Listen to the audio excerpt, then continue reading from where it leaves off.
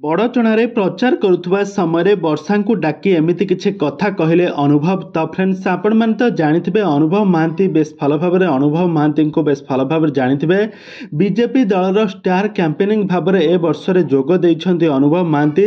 गत वर्ष से बीजेडी पार्टी तरफ से सांसद भाव में केन्द्रापड़ा सांसद भाव में ठिया होते केन्द्रापड़ा सांसद जीति 5 वर्ष शासन करते किंतु वर्तमान समय अनुभव महांती बीजेडी पार्टी छाड़ी बीजेपी पार्टी में जोग देइछन्ति। यह सहित ए वर्ष अनुभव महांती वर्षा विपक्ष में लड़ुंट। वर्षा बीजेडी पार्टी तरफ बड़चणा निर्वाचन मंडली में एमएल कैंडिडेट भाव में ठिया होइतिबा बेले अनुभव महांती बड़चणा निर्वाचन मंडली में स्टार कैंपेनिंग भाव में बीजेपी पार्टी तरफ सेठारे जाई स्टार कैंपेनिंग भाव में काम करछन्ति।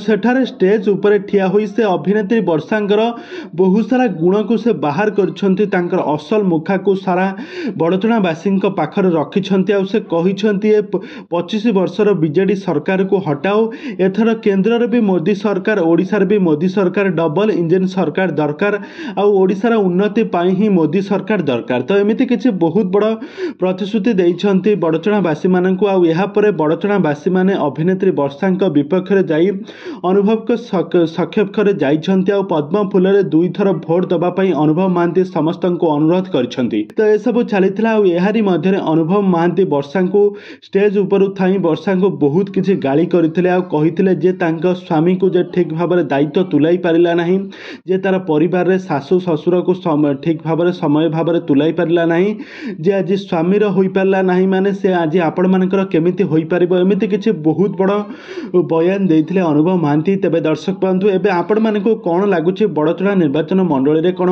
वर्षा प्रदर्शनी जितिबे ना अनुभव महांती जितिबे? आपण मानकर मतामत निहाती भाव कमेंट बॉक्स कमेंट करंतु।